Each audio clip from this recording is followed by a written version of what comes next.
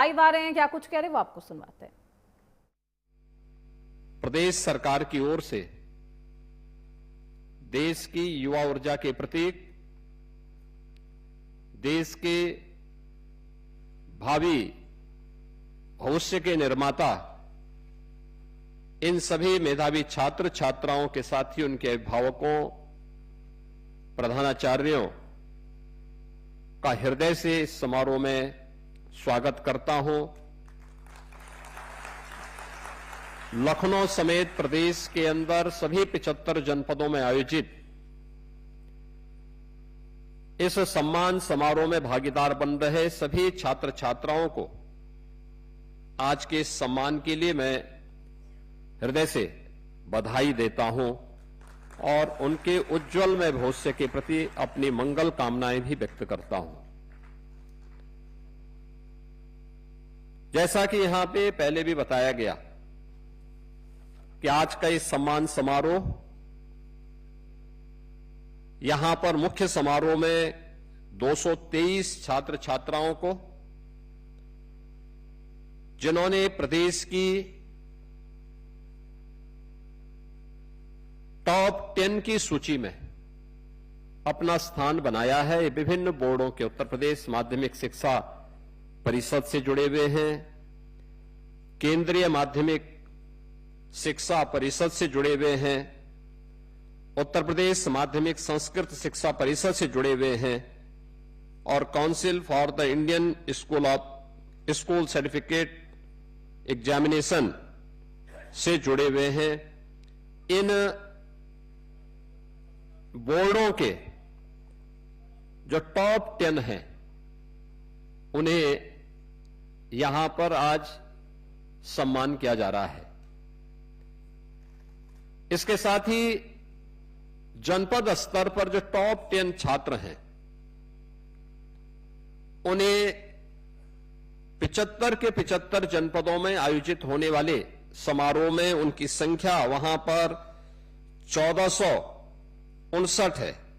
उन्हें वहां पर सम्मानित आज यहां पर इस समारोह, इन समारोहों के माध्यम से करने का कार्य किया जा रहा है। यह वास्तव में एक इन छात्र छात्राओं के लिए एक उपलब्धि है और आगे बढ़ने के लिए एक महत्वपूर्ण जीवन का पड़ाव भी। यह समारोह इस बात का प्रतीक है कि परिश्रम, सार्थक दिशा में किए जाने वाले परिश्रम का परिणाम अवश्य प्राप्त होता है और परिणाम हमेशा सुखद होता है और सुखद होने की अनुभूति आज आपको यहां पर इस सम्मान समारोह के माध्यम से प्राप्त हो रहा होगा। मैं इस पूरे परिणाम को देख रहा था और खासतौर पर यहां पर आज जो सम्मान समारोह हो रहा है, जिसमें 223 छात्र छात्राओं का सम्मान किया जा रहा है।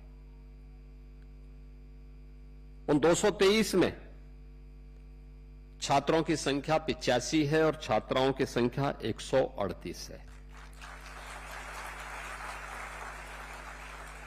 यानी छात्राएं मेरिट में ज्यादा आए हैं, छात्र कम आए हैं। और इसमें मुझे लगता है कि माध्यमिक शिक्षा परिषद का जब मैं देख रहा था कि प्रदेश स्तर पर माध्यमिक शिक्षा परिषद में हाई स्कूल की परीक्षा में 115 जो छात्र प्रदेश स्तर पर 10 प्रथम स्थान प्राप्त किए हैं, उनमें 115 ऐसे छात्र हैं, ऐसे बच्चे हैं जिनमें से 34 छात्र हैं और 81 छात्राएं हैं।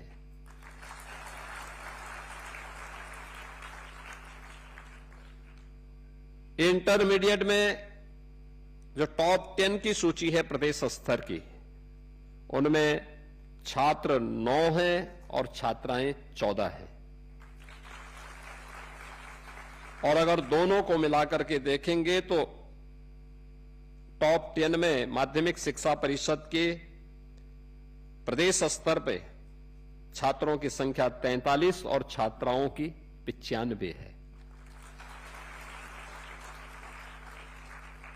यानी यह संख्या बताती है कि छात्राएं ज्यादा मेहनत कर लेती हैं और ज्यादा मेहनत करके अच्छा अंक प्राप्त करने की सामर्थ्य रखती हैं। हम लोग जबकि मानते थे कि छात्राएं घर में अपनी माता के भी हाथ में सहयोग करती हैं, अन्य प्रकार का सहयोग करती हैं, लगता है कि अब परिवर्तन आ गया है कि छात्र घर में झाड़ू पोछा ज्यादा लगाने लग गए हैं।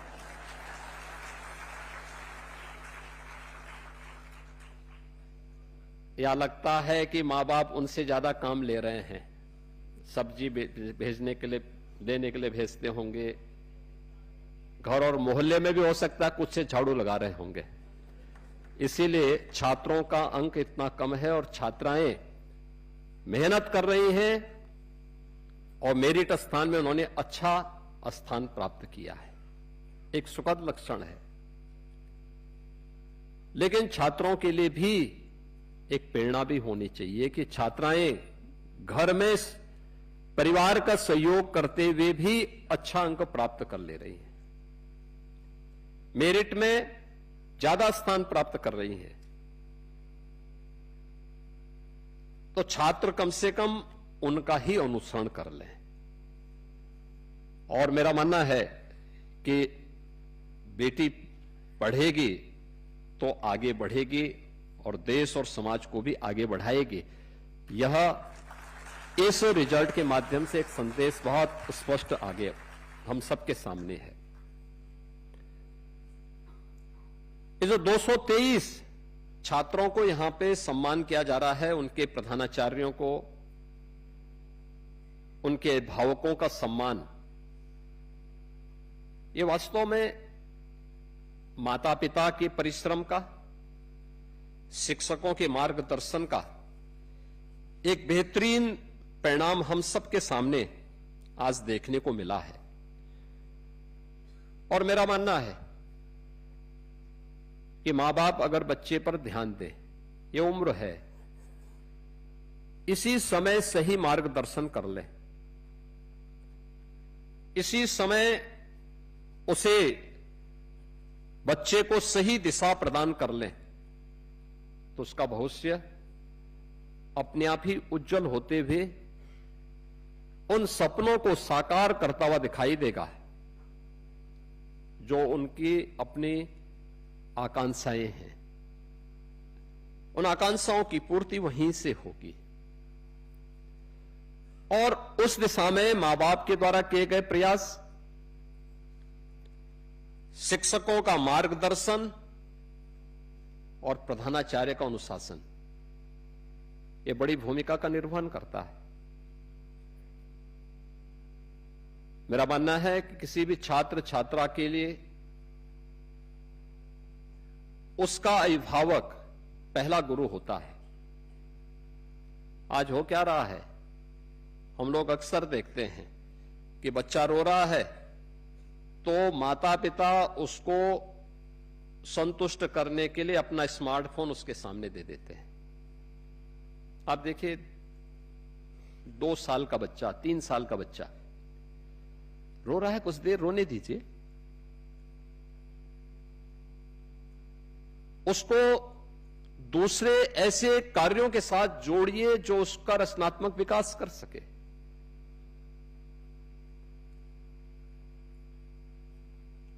दो वर्ष के बच्चे को, 3 वर्ष के बच्चे को आप स्मार्टफोन पकड़ा रहे हैं, वीडियो गेम के साथ जोड़ रहे हैं। परिणाम क्या होता है? उसके घातक परिणाम भी हम सबके सामने देखने को मिल रहे हैं और हम सबको ये बातें याद करना होगा। देखिए कितनी समृद्ध परंपरा रही है हमारे यहां, ज्ञान की परंपरा को हमने, विद्या को केवल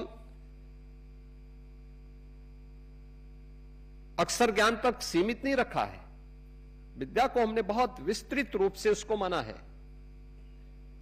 सा विद्याया विमुक्तये, जो हमारे जीवन में हर प्रकार से, यानी हर प्रकार से हमारे जीवन में मुक्ति का मार्ग प्रशस्त कर सके, उन चुनौतियों से जूझने के लिए हमें प्रेरणा प्रदान कर सके, जो समाज और राष्ट्र के सामने आ खड़ी हुई है या आती हुई दिखाई देती है। पलायनवादी रुख नहीं,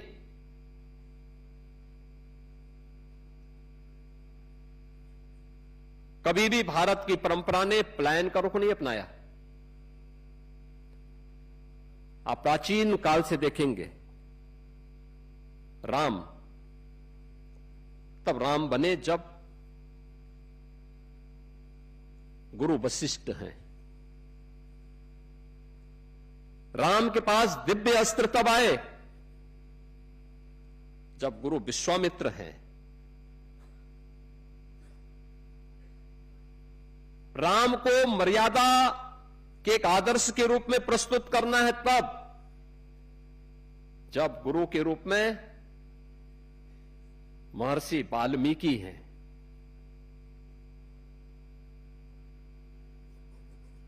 भारत की एकता को उत्तर से दक्षिण तक निर्बाध रूप से आगे बढ़ाना है, ये तब संभव हो पाया जब गुरु के रूप में महर्षि अगस्त जैसा ऋषि है। कृष्ण तब कृष्ण बन पाए। मुरली को सुदर्शन बनने में कोई समय नहीं लगा जब गुरु संदीपन आए। याद करना, युग अलग अलग हो सकता है, लेकिन समय के अनुरूप मुरली की आवश्यकता वृंदावन में थी, लेकिन धर्म की स्थापना के लिए सुदर्शन भी आवश्यक है। वह संदीपन ने महसूस किया था और कृष्ण के हाथों से मुरली वृंदावन में रखवा करके सुदर्शन लेकर के निकल पड़ो, तभी धर्म की स्थापना होगी, तभी यह देश सुरक्षित होगा। और इस भाव के साथ जब उस प्रकार की प्रेरणा आप दे पाएंगे, तब राष्ट्र के रूप में एक लंबी यात्रा को हम आगे बढ़ा पाते हैं। दुनिया के अंदर भारत का सम्मान क्यों? भारत के सम्मान के पीछे का कारण भी इसलिए नहीं कि हमारे पास दुनिया की सैन्य शक्ति सबसे बड़ी थी, इसलिए नहीं कि धन धान्य से परिपूर्ण हमारा देश था। दुनिया के अंदर भारत का सम्मान इसलिए था क्योंकि दुनिया के अंदर सबसे बड़ा ज्ञान की धरोहर हमारे पास थी, और इसलिए दुनिया के अंदर विश्व गुरु के रूप में भारत बन पाया। भारत को इस सम्मान तब मिल पाया। और हम सबको इस बात को ध्यान में रखना होगा कि मेधावी छात्र छात्राओं का सम्मान भी उसी कड़ी का हिस्सा है। यह अवसर इसलिए महत्वपूर्ण है, आज से 9 वर्ष पहले मेधावी छात्र छात्राओं के सम्मान के लिए हम कार्यक्रम आयोजित नहीं कर सकते थे, क्योंकि तब नकल से युक्त परीक्षा होती थी और मेरिट और डिमेरिट का कोई पता ही नहीं लगता था। पिछले 9 वर्ष में हम लोगों ने प्रदेश में नकल मुक्त परीक्षा, नकल विहीन परीक्षा कराने का कार्य प्रदेश के अंदर किया। आज प्रदेश में मैं कह सकता हूं, माध्यमिक शिक्षा परिषद में 56 लाख बच्चे परीक्षा में बैठते हैं, और इन 56 लाख बच्चों की ससमय परीक्षा हो। परीक्षा छात्र छात्रा को परेशान करने का माध्यम नहीं होनी चाहिए। परीक्षा का आधार छात्र छात्रा के अंदर उस आत्मविश्वास को पैदा करने के लिए, जिससे वह अपने आप को स्वतःस्फूर्त भाव के साथ उसमें लीन कर ले।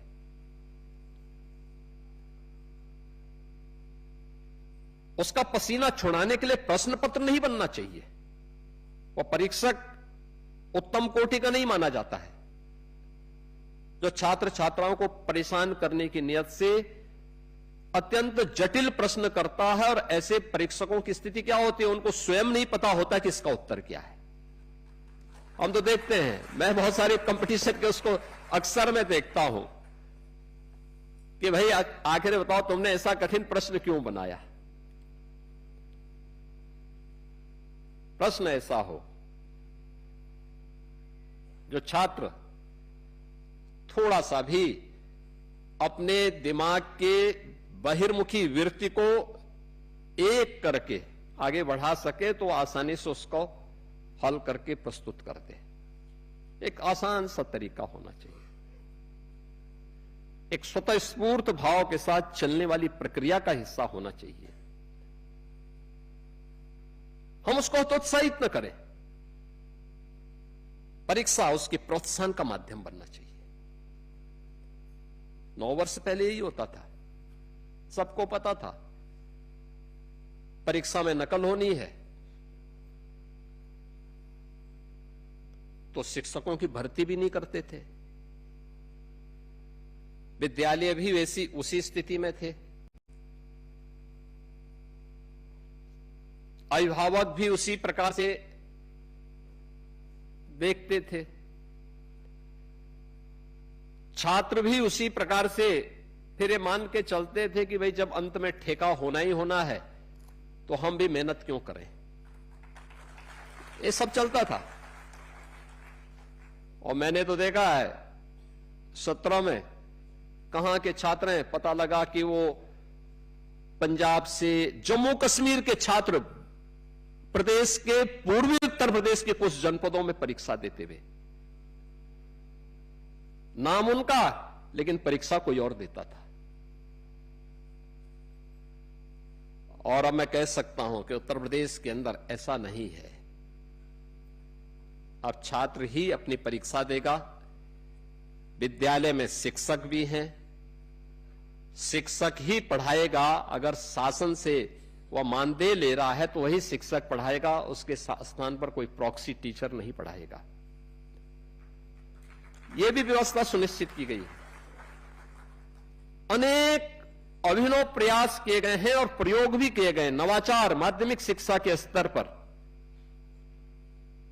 और नकल विहीन परीक्षा के साथ साथ आज जब समय पे परीक्षा होती है, समय पे परिणाम आते हैं, आप सोचो ना, 56 लाख बच्चों की परीक्षा। और ये परीक्षा अब 3 महीने नहीं, 14 से 15 दिन के अंदर, अगले 14 से 15 दिन के अंदर परिणाम भी आना है। और परिणाम भी आने के साथ उन छात्रों को उनकी मार्कशीट समय पे मिल जाए, वे छात्र अपने आगे की तैयारी के लिए अपनी व्यवस्था कर सके।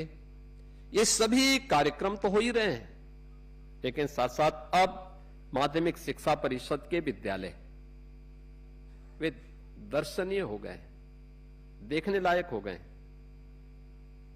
गवर्नमेंट इंटर कॉलेजेज हों, गवर्नमेंट बालिका इंटर कॉलेजेज हों, या फिर प्रबंधकीय व्यवस्था में सहायता प्राप्त विद्यालय हों, इंटर कॉलेजेज हों, इन सभी के साथ संस्कृत परिषद से जुड़े हुए जो माध्यमिक शिक्षा के विद्यालय हैं, जिनमें पूर्व मध्यमा, उत्तर द्वितीय वर्ष और उत्तर मध्यमा से जुड़े हुए छात्रों को, या शास्त्री और आचार्य से जुड़े हुए छात्रों को संस्कृत का अध्ययन करने का अवसर प्राप्त होता है। इन सब के लिए सरकार ने अनुदान की व्यवस्था की। आपने देखा होगा, अभी जो वीडियो आपके सामने दिखाया गया, प्रोजेक्ट अलंकार के तहत प्रदेश के अंदर 1500 करोड़ रुपए से अधिक की धनराशि हमने केवल इन विद्यालयों के पुनरुद्धार के लिए उपलब्ध करवाई। सीएसआर से भी पैसा लगा, जनप्रतिनिधियों ने भी पैसा लगाया। आज अच्छे क्लासरूम बन गए हैं, बालक बालिकाओं के लिए टॉयलेट और पेयजल की व्यवस्था हो गई है। वहां पर आज उत्तम व्यवस्था, हर प्रकार से देखने को मिल रही है। ये सुविधा देने के साथ ही भारत सरकार ने भी अनेक सुविधाओं से युक्त उन संस्थानों को करने के लिए प्रधानमंत्री जी ने देश के अंदर छात्र छात्राओं को तकनीकी दृष्टि से सक्षम बनाने के लिए अनेक अभियान प्रारंभ करवाए हैं। अटल टिंकरिंग लैब भी उसी का एक उदाहरण है। डिजिटल लाइब्रेरी बन रही है, ये उसी क्रम का हिस्सा है। अनेक ऐसे कदम उठाए गए हैं जो छात्र छात्राओं को उन नवाचारों के साथ जुड़ने के लिए, जो उसकी शिक्षा के लिए आवश्यक है, एक स्वस्थ प्रतिस्पर्धा के लिए आवश्यक है, उस दिशा में आगे बढ़ाने के लिए एक महत्वपूर्ण कदम है। और आज उसी का परिणाम है कि हमें उत्तर प्रदेश के अंदर माध्यमिक शिक्षा परिषद को भी एक प्रतिस्पर्धा के लिए तैयार करने का कार्यक्रम आगे बढ़ाया जा रहा है। प्रदेश के वे सभी मेरिटोरियस छात्र छात्राओं को, जितने भी हमारे मेरिट में टॉप 10 की सूची में आने वाले छात्र छात्राएं, वह उत्तर प्रदेश माध्यमिक शिक्षा बोर्ड, उत्तर प्रदेश माध्यमिक शिक्षा बोर्ड का हो या केंद्रीय माध्यमिक शिक्षा बोर्ड का हो या आईसीएसई का हो या संस्कृत बोर्ड का हो, इन सभी छात्रों को हमने कहा प्रदेश के अंदर के उन सभी बोर्ड के सभी छात्र जो यूपी के अंदर हैं, टॉप 10 जो भी आए हैं, उन सबको हमें सम्मानित करना होगा, क्योंकि छात्र यूपी का है तो सम्मान भी यूपी गवर्नमेंट उनको करेगी। और मुझे प्रसन्नता है कि सभी छात्र छात्राएं आज यहां पे सम्मानित हो रही हैं। जनपद स्तर पर जो जनपद स्तर के टॉप 10 हैं, उन्हें वहां पे हमारे मंत्रीगण, माननीय सांसदगण, विधायकगण, शासन से जुड़े हुए अधिकारीगण वहां पे उनका सम्मान कर रहे हैं। ये आपके लिए एक नए जीवन की शुरुआत है। ये आपको इस बात की प्रेरणा देती है कि सफलता मार्ग परिश्रम से निकलेगा, शॉर्टकट का मार्ग अपनाने से नहीं निकलेगा। याद करना, शॉर्टकट का मार्ग हमेशा कुछ दूरी तक आपके लिए सहायक हो सकता है। एक लंबी दूरी तय करने के लिए आपको सही रास्ता अपनाना पड़ेगा, और उस लंबी दूरी के लिए परिश्रम के अलावा कोई विकल्प नहीं हो सकता है। और याद रखना, जीवन में परिश्रम का फल कभी व्यर्थ नहीं जाता है, उसका फल जरूर प्राप्त होता है, अवश्य प्राप्त होता है। निर्भर इस बात पर करता है कि हमने परिश्रम किस भाव के साथ और किस मनोस्थिति में किया है। हम उस दिशा में ईमानदारी के साथ प्रयास करें। दोस्तों, मैं इन छात्र छात्राओं से जरूर कहना चाहूंगा, आप अपने अभिभावक पर अनावश्यक दबाव मत डालिए स्मार्टफोन के लिए। स्मार्टफोन उसके लिए बहुत अच्छा होगा कि आपको अगर बहुत कुछ करना है, आपको कुछ, हम लोगों ने टैबलेट उपलब्ध करवाया है। डिजिटल लाइब्रेरी के साथ आप जुड़िए, अपने पाठ्यक्रम के साथ जुड़िए, समाचार पत्रों का अध्ययन जरूर करिए। टेलीविजन में देखना है तो न्यूज देखिए, बाकी अन्य चीजों को मत देखिए। सोशल मीडिया में न्यूनतम समय लगाइए, बहुत हो 10 मिनट, 15 मिनट, आधा घंटा, इससे ज्यादा कतई मत लगाइए। आप जब उसमें घुसेंगे, उलझते जाएंगे, उलझते जाएंगे, उलझते जाएंगे, पूरा समय व्यर्थ हो चला जाएगा और रिजल्ट 0 आएगा, यानी उसका रिजल्ट ही 0 है। ज्यादातर कंटेंट झूठे होते हैं, अफवाह होती है, बहुत कम सही तथ्य रह पाते हैं। तो जिसका अस्तित्व ही नहीं, उसके पीछे भागने का मतलब क्या? और किसी को नहीं पता, कि किसी को इसकी आवश्यकता नहीं कि भाई आप किसी कंपटीशन में गए, किसी इंटरव्यू का पार्ट बनने जा रहे हैं, कोई नहीं पूछेगा कि आपके कितने फॉलोअर्स हैं। कोई नहीं पूछने वाला है। याद रखना, उस समय आपका प्रेजेंटेशन ही आपका चयन का आधार बनेगा। उस समय कोई नहीं पूछने वाला है। समाज के बारे में जानकारी रखिए, देश के बारे में जानकारी रखिए, दुनिया के बारे में जानकारी रखिए। व्यवहारिक जानकारी से अपने आप को उत्प्रोत करिए। अपनी परंपरा, अपनी संस्कृति, अपनी विरासत, अपना देश और अपने आसपास के परिवेश के बारे में भी सूक्ष्म जानकारी अपने पास रखनी चाहिए। हम लोग जब आपके पास आते हैं इस प्रकार के कार्यक्रम करने के लिए, तो इन छात्र छात्राओं का पूरा ब्यौरा पहले मांगते हैं। जो भी 223 छात्र मेरे पास सामने आ रहे हैं, उन सभी का ब्यौरा मेरे पास आता है। ये छात्र कहां के रहने वाले हैं, कौन है, इनकी पारिवारिक पृष्ठभूमि क्या है, इनके माता पिता क्या करते हैं, इनके शिक्षक कहां हैं, पूरा ब्यौरा हम लोग उनका लेते हैं। आप भी तो कर सकते हैं। किसी कार्यक्रम में जा रहे हैं, पूरी जानकारी आप उनका भी बारे में भी लीजिए। कार्यक्रम का उद्देश्य क्या है, लखनऊ हम जा रहे हैं, कितनी दूरी पे लखनऊ है, लखनऊ के बारे में जानकारी ले लीजिए। अपने जनपद के बारे में जानकारी ले लीजिए। अन्य रचनात्मक कार्यक्रमों के साथ जुड़ेंगे तो यह उपयोगी होगा। दूसरा,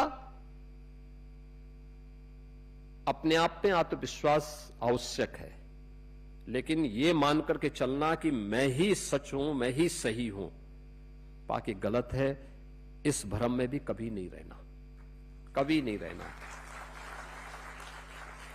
याद रखना कि व्यक्ति को हमेशा, व्यक्ति फेल कब होता है, असफल होता कब है, जब वह अति आत्मविश्वास में भर करके चलता है और छोटी छोटी बातों को नजरअंदाज करता है। ये छोटी बातें उसके लिए बाद में बैरियर बन जाती है, ऐन वक्त पर उसको धोखा दे देती है। इसलिए हर एक छोटी से छोटी बात को भी ध्यान रखना, कोई पाठ्यक्रम का हो, जीवन का हो, इनको ध्यान में रखने की आवश्यकता है। इसको अगर आपने ध्यान में रखा और फिर आपने अपने शुद्ध नियत से परिश्रम पूर्वक आप जीवन के किसी भी क्षेत्र में जाएंगे, आपको सफलता की ऊंचाइयों तक पहुंचने से कोई ताकत रोक नहीं सकती है। अनवरत रूप से आप आगे बढ़ते जाएंगे और उस दिशा में सार्थक प्रयास आपका प्रारंभ होना चाहिए। और ये उम्र सबसे अच्छी उम्र है जब आप अपने जीवन के गोल को तैयार कर सकते हैं। क्या आपका लक्ष्य है, अभी से तैयारी करना। जीवन एक विस्तृत क्षेत्र है। आवश्यक नहीं कि हर व्यक्ति प्रशासनिक अधिकारी ही बने, ये आवश्यक नहीं कि हर व्यक्ति किसी एक फील्ड में ही जाए, हर व्यक्ति डॉक्टर ही बने, हर व्यक्ति इंजीनियर ही बने। हर व्यक्ति अच्छे समाज सेवी बन सकते हैं, आर्मी में अफसर भी बन सकते हैं, अच्छे प्रशासनिक अधिकारी भी बन सकते हैं, अच्छा चिकित्सक बन सकता है, अच्छा इंजीनियर बन सकता है, लेकिन औपचारिकता नहीं होनी चाहिए। जिस फील्ड में जाओ पूरी जानकारी लो। अच्छी जानकारी जहां भी हो उसको अपने साथ जोड़ो, उसको प्राप्त करो। हमारे यहां कभी भी ज्ञान के आने के द्वार को बंद करने का आदेश नहीं है। हमेशा से जहां कहीं से भी अच्छी जानकारी मिलती है, अच्छा ज्ञान प्राप्त होता है, हमें उसके लिए अपने आप को तैयार करना चाहिए। रास्ता अपने आप ही आपके लिए आगे बढ़ेगा। और आज मुझे प्रसन्नता है कि हम लोग एक साथ 1682 छात्र छात्राओं को प्रदेश भर में आज सम्मानित कर रहे हैं। यहां पे इस सभागार में चूंकि 223 छात्र छात्राएं, उनके अभिभावक, उनके प्रधानाचार्य, इनको आना था, इसलिए यहां पर केवल इतने छात्र छात्राओं को बुलाया गया है और बाकी जनपद स्तर पर भी छात्र छात्राओं को बुलाया गया है। इस समय आपके अवकाश के साथ ही आगे के प्रवेश की प्रक्रिया प्रारंभ हो गई होगी। स्वाभाविक रूप से आप उसके साथ जुड़ेंगे। ग्रीष्मावकाश भी है, इस ग्रीष्मावकाश का सदुपयोग करिए। कुछ समय जीवन का ऐसा भी निकालिए जो अपने शारीरिक स्वास्थ्य के लिए भी उत्तम हो। याद रखना, अच्छा स्वास्थ्य ही जीवन के उन सभी आयामों को और जीवन के उन सभी लक्ष्यों को प्राप्त करने में सहायक हो सकता है जिसे आप प्राप्त करने की इच्छा रखते हैं। स्वास्थ्य के प्रति भी उतनी ही जागरूकता महत्वपूर्ण है। समय पे जगना, समय पे सोना, समय पे अपना भोजन लेना, भोजन का संतुलन भी महत्वपूर्ण है। साथ साथ सरकार के द्वारा किए जाने वाले प्रयास का हिस्सा भी हमें ध्यान रखना होगा कि सरकार अगर इसमें आपको सहयोग करती है तो उस सहयोग के बदले सरकार एक अपेक्षा रखती है कि हम भी देश और समाज के लिए अपने योगदान को किस रूप में आगे बढ़ा सकते हैं। अभी आप शिक्षा से जुड़े हुए हैं, अपने परिवार के अन्य सदस्यों को, अपने विद्यालय के अन्य छात्र छात्राओं को भी मेरिट में स्थान प्राप्त करने के लिए, आगे बढ़ने के लिए प्रेरणा दे सकते हैं। और जैसे आप अपने छात्र छात्राओं को अपने स्वयं में अच्छा अंक प्राप्त कर सकते हैं, या आपने अपनी परीक्षा में किया। अब उसके बारे में थोड़ा एक बार सोचिए कि आपने मेरिट में इसलिए स्थान प्राप्त किया क्योंकि आपने खूब पढ़ाई की, पूरी तन्मयता के साथ अपने प्रश्न पत्र को वहां पर देखा और फिर उसके बाद उसके उत्तर लिखे। अन्य क्षेत्र में भी हो सकता है। आपने जो मेहनत यहां पर की, यही इस प्रकार की मेहनत एक अच्छा स्पोर्ट्स पर्सन भी बनने के लिए, कोई छात्र जिसकी स्पोर्ट्स में रुचि होगी वह भी अगर उसी प्रकार की मेहनत करेगा, उन बारीकियों के बारे में आप उसको बताएंगे, अच्छा गाइड कर सकते हैं। कोई कलाकार है, उस कलाकार को भी आप बताएंगे, वह भी अच्छा कलाकार बन सकता है। जीवन के अलग अलग क्षेत्र में अन्य लोगों को भी आप उस दिशा में आगे बढ़ने के लिए प्रेरित कर सकें तो वह आपकी देश के प्रति एक सेवा होगी।